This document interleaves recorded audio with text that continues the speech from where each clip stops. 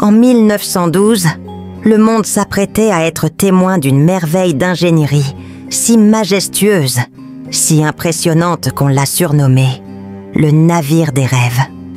Le RMS Titanic, une merveille de modernité conçue pour être insubmersible. Insubmersible?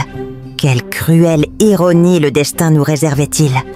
Tout commença le 10 avril, lorsque le Titanic, resplendissante et fière, quitta Southampton. À bord se trouvaient ne plus de 2200 âmes, des millionnaires fortunés, des familles laborieuses et des rêveurs en quête d'un nouveau départ en Amérique. Les cabines de première classe étaient des palais flottants, tandis qu'en troisième classe, les passagers célébraient avec musique, rire et espoir. Ils ne savaient pas qu'ils voguaient vers une tragédie qui résonnerait à travers les générations. Dans la nuit du 14 avril, l'Atlantique Nord était calme, trop calme. Les guetteurs, enveloppés dans l'obscurité glaciale, scrutaient l'horizon. Et puis, ils l'ont vu. Un iceberg, massif, imposant, une montagne de glace s'élevant tel un monstre silencieux. Iceberg droit devant! L'ordre était clair. Virez à tribord. Mais il était trop tard. Le Titanic heurta l'iceberg et un terrible bruit, semblable à un rugissement métallique, déchira la coque du navire. Une série de compartiments commença à se remplir d'eau. Les ingénieurs luttèrent désespérément, mais il devint vite évident. Le Titanic était condamné. Le capitaine Edward Smith, un homme avec des décennies d'expérience, dut prendre la décision la plus difficile de sa vie. Abandonner le navire. Mais il y avait un problème. Un problème qui scella le sort de centaines.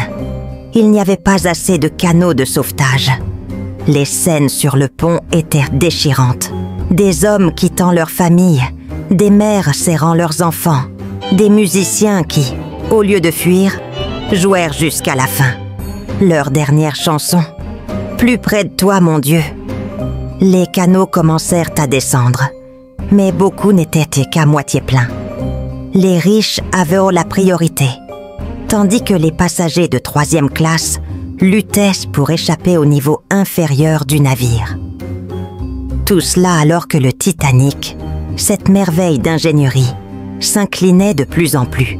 À 2h20 du matin, le 15 avril, le Titanic, brisé en deux, disparut sous les vagues.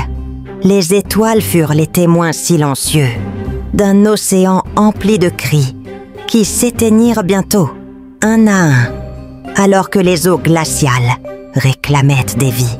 Sur les plus de 2200 personnes à bord, seulement 705 survécurent. Elles furent secourues par le Carpathia quelques heures plus tard. Mais le Titanic ne coula pas seulement physiquement. Il emporta avec lui l'arrogance d'une époque qui pensait pouvoir défier la nature. Aujourd'hui, ses restes reposent dans les profondeurs sombres de l'océan.